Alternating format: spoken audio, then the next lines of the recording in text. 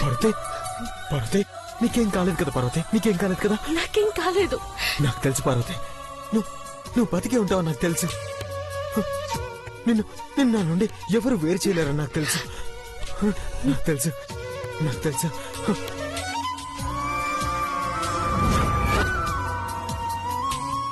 అవును పెద్దబాబు గారు, నన్ను మీ నుండి కానీ ఈ ఇంటి నుండి కానీ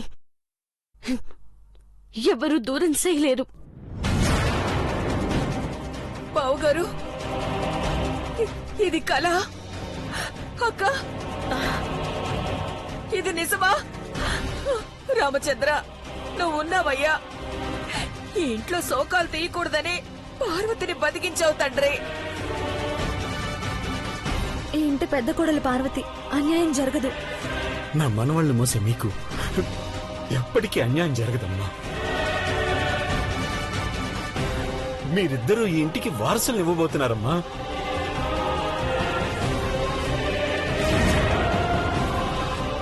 అంటే ఇది బతికి రావడం ఏంటి? అమ్మా, అమ్మా, చూడమ్మా, నేను చెప్పాను కదా, పార్వతికి ఏం కాదు, ఏం కాదు. ఏమీ కాదు అన్న నీ నమ్మకాన్ని నిరూపించావు నాన్నా.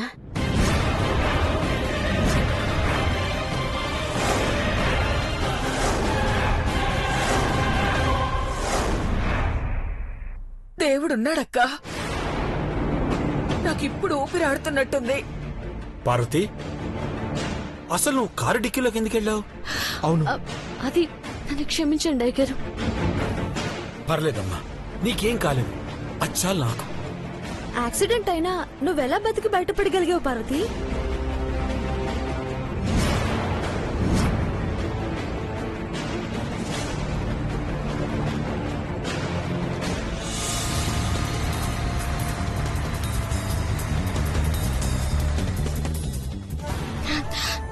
దేవుడా, ఇక ఇందులో నుంచి నేను బయటపడలేనా? అయ్యో, కడుపు నొప్పిగా ఉంది.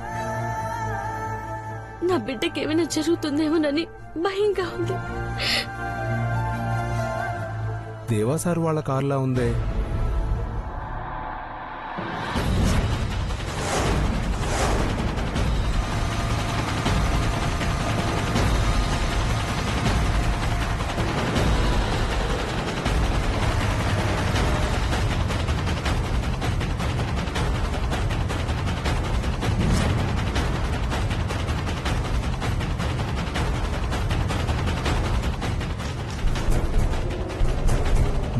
కారుంది కానీ ఎవరు లేరేంటి?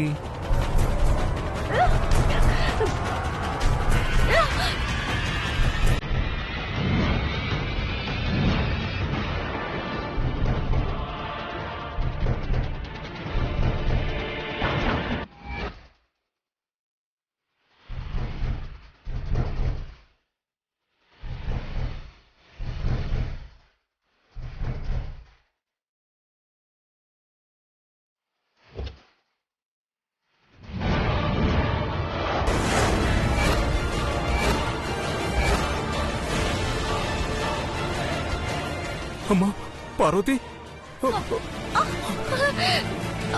జాగ్రత్త, జాగ్రత్త, జాగ్రత్త దిగు. పార్వతి, నువ్వెందుకు డిక్కీలో ఉన్నావు? ఏమైంది? శేఖరన్న, నువ్వు గనక రాకపోయి ఉంటే నేను నా బిడ్డ చచ్చిపోయేటోళ్ళం.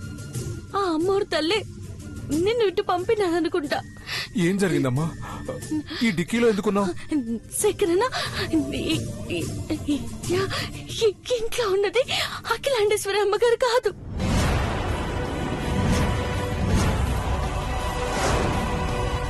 ఏంటి? అవునన్నా, అమ్మగారిని ఆ నీలాంబరి కిడ్నాప్ చేసినది. ఈ విషయం ఇంట్లో ఎవరికి చెప్పినా ఎవరు నమ్మలేదన్నా. అందుకే వాళ్ళని వెంబడించడానికి ఇట్ట దాక్కున్నాను. కానీ నన్ను చంపేయాలని చూశారు. ఈయన ఏడో ఉన్నారన్నా. ఉండని, నిన్ను చంపాలనుకున్న వాళ్ళకి గుణపాఠం చెప్పాలి. ఇక్కడ ఉండకూడదు. మనం ఇంటికి వెళ్దాం పదమ్మా. అమ్మగారు అమ్మగారిని కాపాడుకోవాలన్నా. నన్ను తీసుకెళ్ళన్నా. పోదాం. సరే పద, బండి ఎక్కు.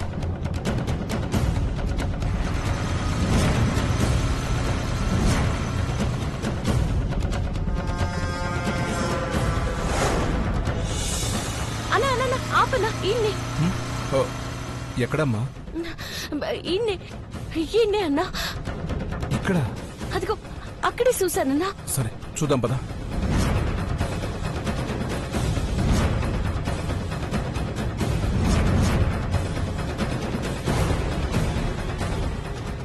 రా అన్నా.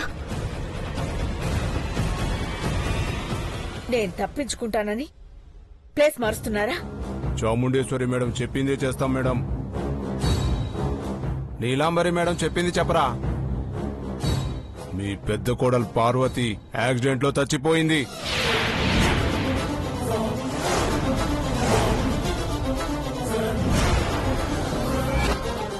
రేయ్!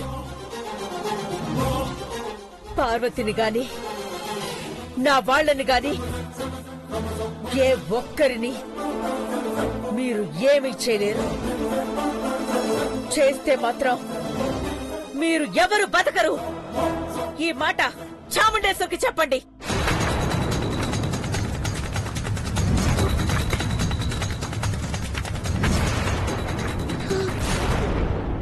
ఎక్కడా లేరు కదమ్మా. తీసుకెళ్లిపోయారేమో శేఖర్ అన్న. కాపాడుకోవాలి. మా అమ్మగారిని కాపాడుకోవాలి. ఇక్కడ ఎక్కడని వెతుకుతామమ్మా. ఏడవకు. ఇక్కడి నుంచి మేడంని ఎక్కడికి తీసుకెళ్లారో నేను కనుక్కుంటాను. ఈ రోడ్లో సీసీ కెమెరాలుంటాయేమో చూస్తాను. నువ్వు ఇంటికెళ్ళమ్మా. దేవాసార్ వాళ్ళకి చెప్పకుండా వచ్చావు కదా, కంగారు పడుతుంటారు. మేడం జాడా నేను కనుక్కుంటానులే. పద, ఆటో ఎక్కిస్తాను. పదమ్మా.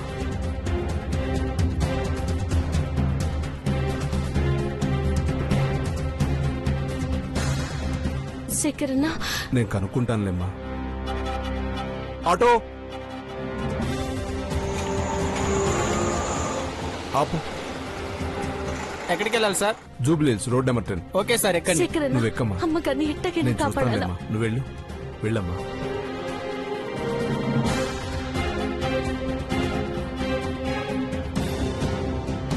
జాగ్రత్తమ్మా. సరే అన్నా.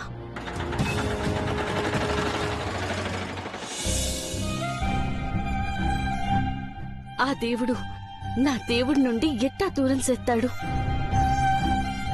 చేయలేనని నన్ను బతికించినాడు. ప్రమాదం జరిగినా నీకేం కాలేదు పార్వతి. లేదంటే పరిస్థితి ఇంకోలా ఉండేదమ్మా. పార్వతి, ఆ దేవుడు ఈ ఇంటి కోసమే నిన్ను క్షేమంగా పంపించాడు. నిజం అమ్మగారు. ఈ ఇంటి కోసమే నన్ను ప్రాణాలతో పంపించాడా దేవుడు. ఈ ఇంటి కోసమే, ఈ ఇంటిని కాపాడడం కోసమే ఆ దేవుడు నన్ను పంపించినాడు.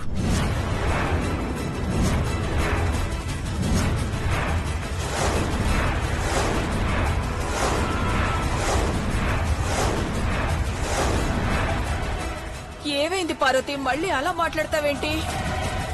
లేదు సినమ్మగారు. అమ్మగారు నాకు అప్పచెప్పిన బాధ్యతల్ని గుర్తు చేసుకుని చెప్తున్నాను.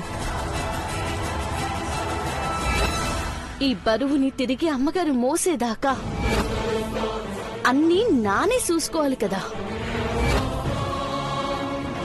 పార్వతి, నీ అమాయకత్వాన్ని ఆసరాగా చేసుకుని మన శత్రువులు పనిన వలలో నువ్వు పడ్డావు. అందుకే ఇలా జరిగింది. లేదంటే కార్డిక్కిలో నువ్వెందుకు వెళ్తావు? నా కోడలు నన్ను ఇంకా అనుమానిస్తోంది పెద్ద బాబు. అలా అని బాధపడట్లేదు.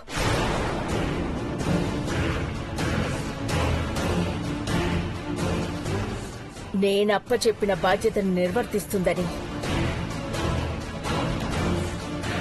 ఒక పక్క సంతోషంగా కూడా ఉంది. సర్లే, అవన్నీ ఎందుకు గాని ఖుషి, ఆ బట్టలు నగలు ఇవ్వు. ఇదిగోండి ఆంటీ.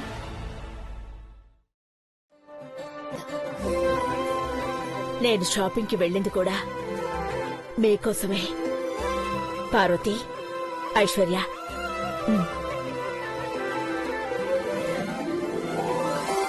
ఐశ్వర్య తీసుకోమ్మా. Thank you aunty. బిడ్డలు తల్లిని అవమానించిన తల్లి మాత్రం బిడ్డలను అనుమానించదు.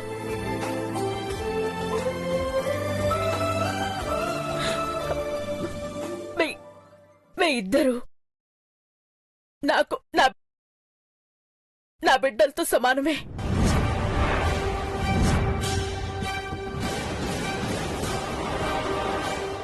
జరిగిందంతా మర్చిపోయి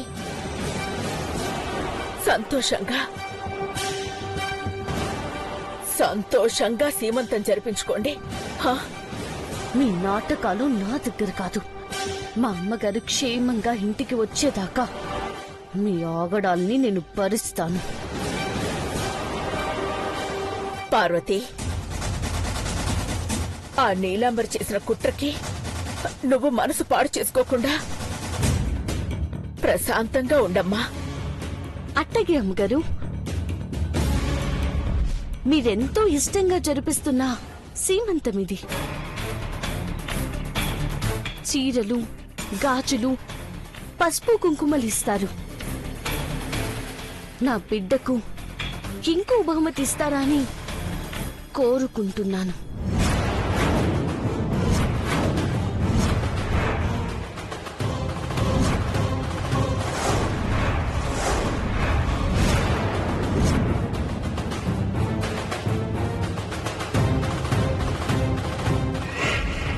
అఖిల ఇవ్వలేని కానుక ఉంటుందా పార్వతి? అడుగు. ఒక్క నిమిషం అయ్యగారు.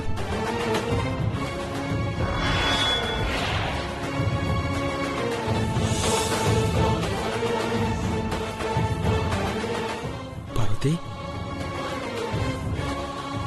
ఏంటది? చెక్ బుక్స్ అమ్మగారు.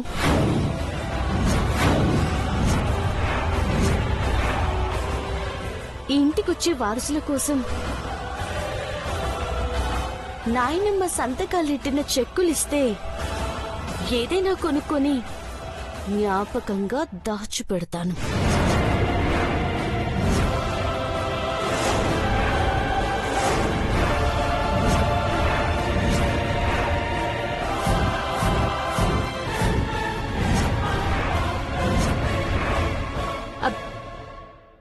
ఎక్కువే ముద్దమ్మ గారు.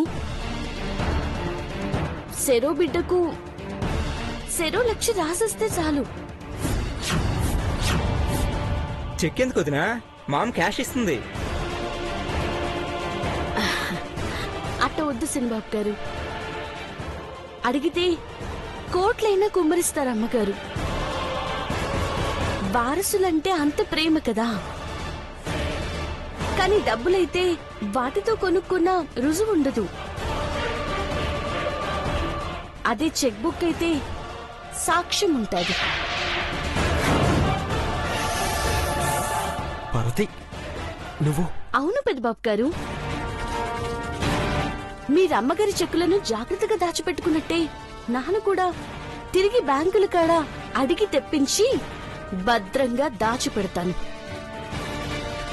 పిల్లలు పెద్దయ్యాక మీ నాయనమ్మ సంతకాలెట్టిన చెక్కులు చూడండి వాళ్ళకి చూయిస్తాను. వాళ్ళు వాటిని చూసి సాన మురిసిపోతారు.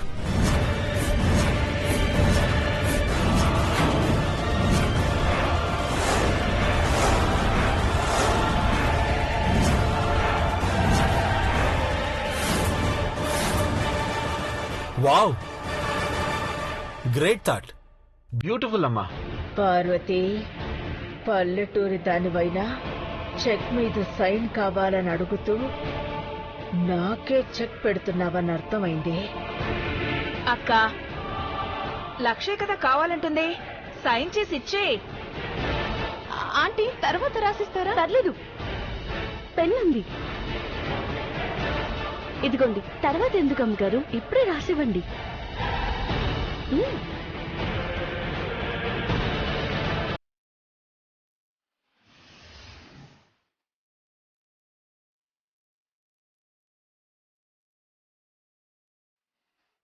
దాందే ఉందమ్మా.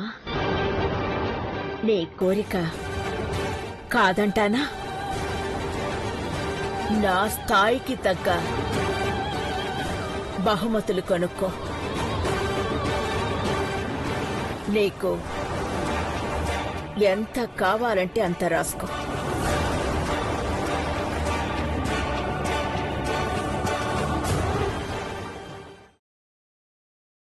బ్లాంక్ చెక్ మీద సంతకం పెడుతున్నాను.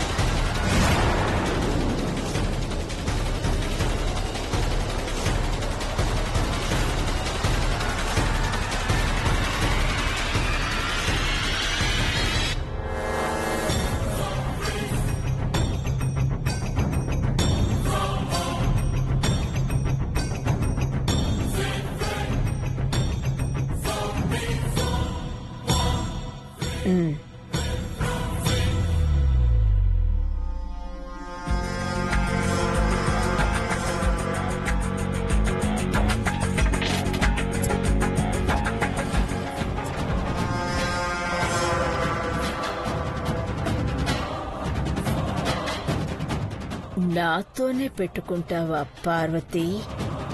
పార్వతి, ఇప్పుడు హ్యాపీనా? అమ్మ నీ కోరిక తీర్చింది కదా. సరే పద. థ్యాంక్స్ అమ్మా, పద. హ్యాపీ కదా?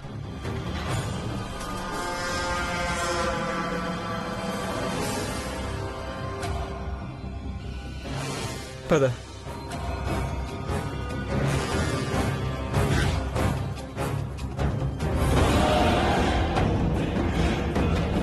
కట్టి పడేశావు కాని కట్లు విప్పుకుంటానే పార్వతి. చూస్తాను. పార్వతి ఇలా ఎలా చేసింది? ఒకవేళ తను అనుకుంటున్న దాంట్లో నిజం ఏమైనా ఉందా? నువ్వు అలా ఎలా ఆలోచిస్తావు ఐష్? లేదురా, ఇంట్లో పరిస్థితులు మెరుగవుతున్న టైంలో ఇలా జరిగింది. వదిన అమాయకురాలు ఐష్. నీలాంబరి మాయ చేసి మామ్ నుంచి వదిని దూరం చేయడానికి ప్లాన్ చేసి ఉంటది. నీలంబర్ ప్లాన్ అయినా పార్వతి తన ప్రాణాలు పణంగా పెట్టిందంటే తన వైపు నుండి కూడా ఆలోచించాలి కదా. ఐష్, మామ్ ని మామ్ కాదని ఎలా అంటావు? ఇలా అనుకుంటారనే నీలంబరి అలా ప్లాన్ చేసిందేమో. బంగారం, పార్వతోదిని మామ్ యాక్సెప్ట్ చేసి శ్రీమంతం కూడా చేయాలనుకుంటున్నప్పుడు మామ్ ని ఎలా నిలదీస్తావు? తలుచుకుంటేనే ఏదోలా ఉంది.